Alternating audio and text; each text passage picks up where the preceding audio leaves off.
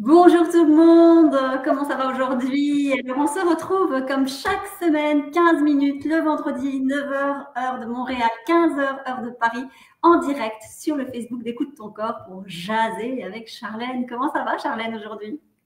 Ça va super bien. Hâte de vous retrouver. J'ai vu qu'il y avait 1200 personnes qui nous ont écoutés sur la vidéo de vendredi passé.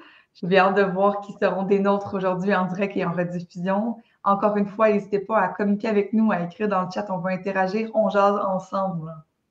Ouais, exact. Alors la semaine dernière, tu nous as parlé des ateliers de développement personnel qui auront lieu bientôt en Europe et notamment à Bruxelles. Et aujourd'hui, on va parler de être bien avec soi. Alors, Mhm. tu nous avais donné la dernière fois une astuce à tester. Hein. Cette astuce, c'était regarder avec les yeux du cœur. Donc voilà, on ne sait pas si vous avez utilisé cette astuce, mais dites-le nous dans le chat. Comme ça, on peut voir, on peut jauger aussi si ces astuces vous conviennent, vous plaisent, si elles répondent à vos besoins. Donc, première question, Charlène, que je vais te poser, c'est quel est l'atelier qui t'a le plus marqué dans ce que tu as fait avec Écoute ton corps? Ben, il y en a deux. Il y en a deux. Le premier, à travers la phase 1, qui est 9 ateliers de 2 jours pour apprendre à être en relation avec soi. Il y a le plus punché pour moi, qui a vraiment eu des brèves prises de conscience, c'est celui sur apprivoiser ses peurs. Et apprivoiser ses peurs, plus particulièrement lorsqu'on apprend la loi de la manifestation. À quel point nous avons un pouvoir de création sur notre vie et nous avons tout en nous pour créer et manifester ce qu'on veut. Et lorsqu'on manifeste ou on crée ce qu'on veut pas, qu'on est insatisfait, il y a quelque chose qui fait pas notre affaire, eh bien, à ce moment-là, c'est de voir qu'est-ce qui m'empêche de créer ce que je veux. Et ce qui nous empêche de créer ce qu'on veut, ce sont des peurs. Donc, nous avons tout un pouvoir de manifestation, une belle énergie mentale d'imagination pour visualiser, un corps émotionnel pour désirer, puis avoir une force d'attraction pour créer ce qu'on veut encore plus facilement, un corps physique pour passer à l'action puis aller créer ce qu'on veut. Et quand ces trois corps-là ne nous amènent pas où est-ce qu'on veut, c'est signe qu'il y a quelque chose qui nous empêche. Donc, une peur qui nous empêche d'aller vers ce qu'on veut. Donc, une peur, des croyances qui sont chargées, qui nous retiennent, ce sont des freins intérieurs. Et ça, pour moi, là, révélation. Savoir que je peux avoir des freins intérieurs, puis que c'est pas nécessairement en dépendance aux autres. J'attends pas l'autorisation de quelqu'un d'autre, qu'une situation extérieure change. J'ai tout en moi pour aller identifier c'est quoi les blocages qui m'empêchent d'aller vers ce que je veux pour les adresser et donc apprivoiser mes peurs et aller vers ce que je veux. Donc, vraiment, apprivoiser les peurs, qui est le deuxième atelier qu'on va avoir le bonheur d'aller découvrir en Belgique. Donc, si vous voulez le suivre, vraiment, bel atelier. Et ils donnent plusieurs fois là, à travers le monde, dans différentes villes, différents fuseaux horaires ou en ligne. Je vous le recommande fortement. Oui, c'est vrai que moi, je l'ai testé, cette loi de la manifestation, et waouh, ça déménage. Vraiment, quand on se donne l'autorisation d'accéder à ça, il y a beaucoup de portes qui s'ouvrent. Donc, ouais, merci pour ce Oui, partage.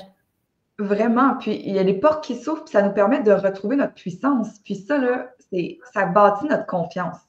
Et c'est là que ça m'amène dans mon deuxième atelier préféré. C'est le dernier de la phase être en relation avec soi, pardon. Et dans ce dernier, on apprend la confiance en soi.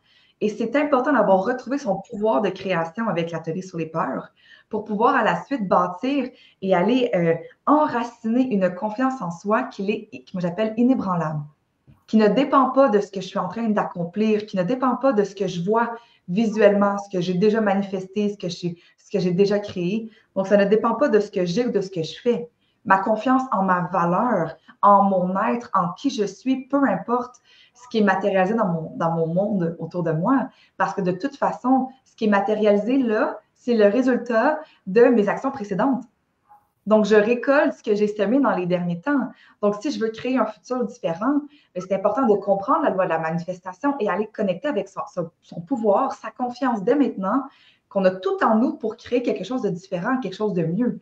Et ça, mon Dieu, confiance en soi, très, très bel atelier que pour moi, ça a été un beau coup de cœur qui m'a libéré peut-être d'un stress de performance pour gagner l'amour ou mériter la reconnaissance, me sentir une personne de valeur selon mon titre, mon salaire ou les grades qu'on peut atteindre ou les accomplissements qu'on peut atteindre. Donc, vraiment, peu importe ce qui se passe au plan matériel, on vient connecter avec une confiance en soi inébranlable.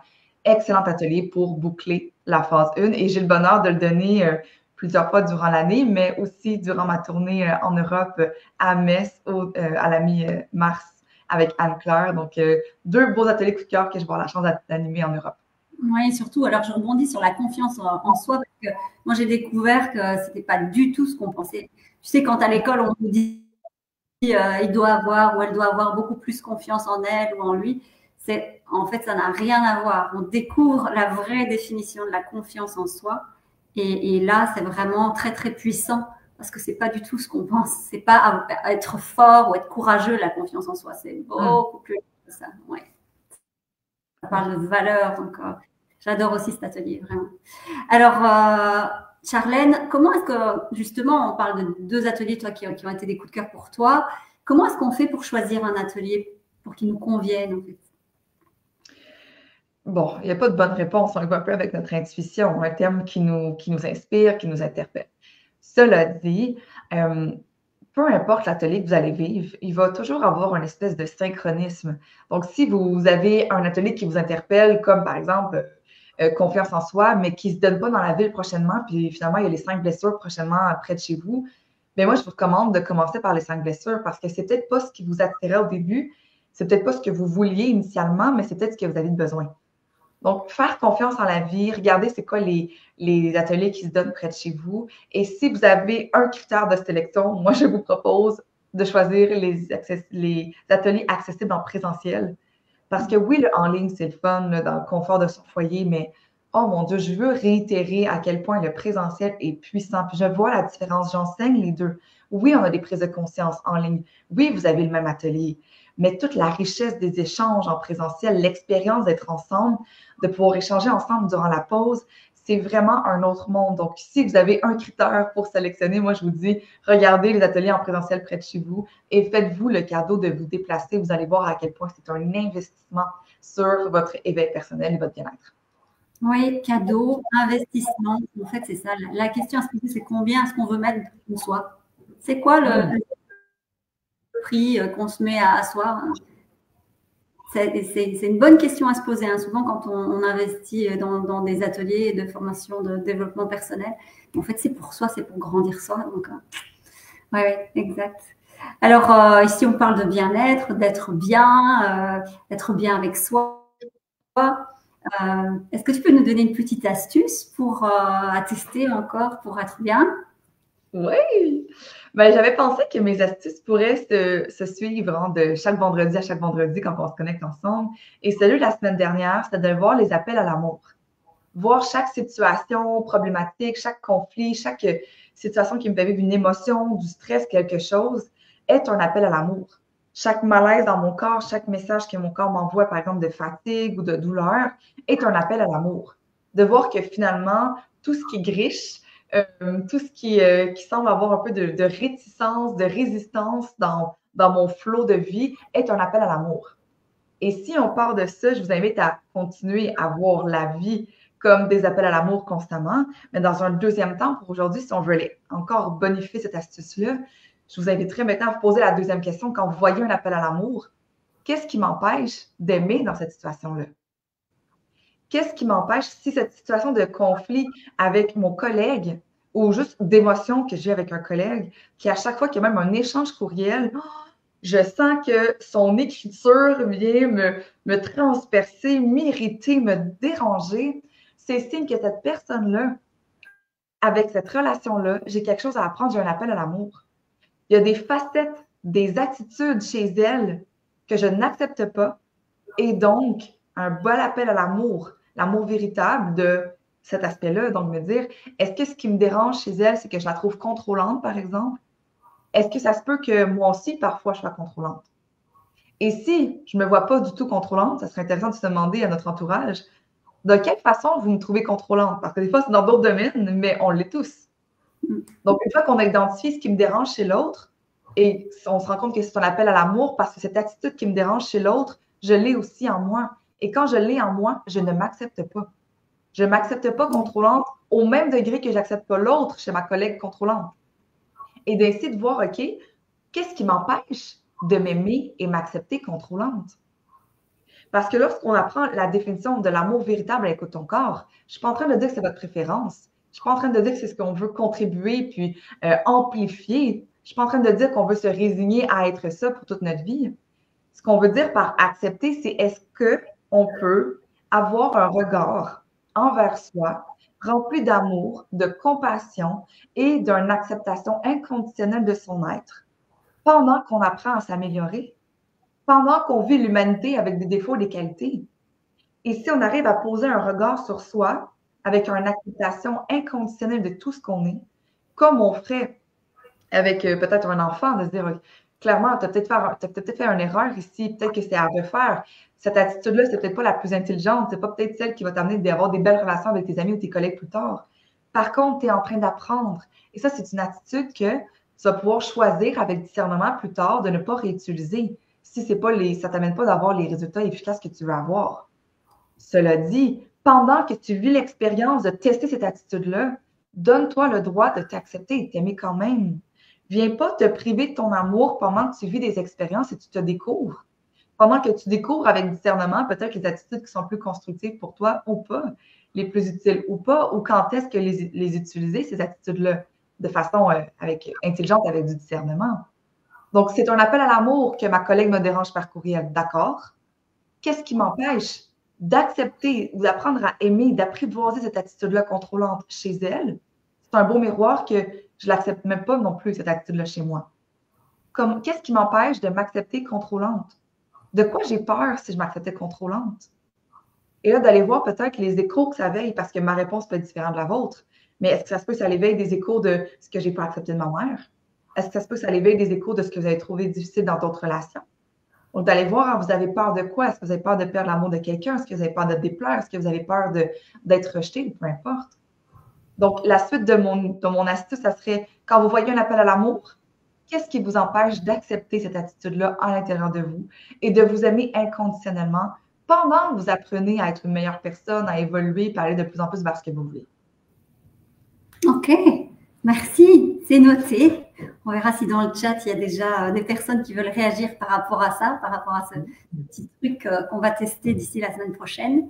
Alors, quand tu fais des ateliers, justement, comment est-ce que tu aides les personnes à dépasser leur jugement ou leur critique intérieure? Est-ce que tu peux nous donner un exemple pratique que tu as vécu?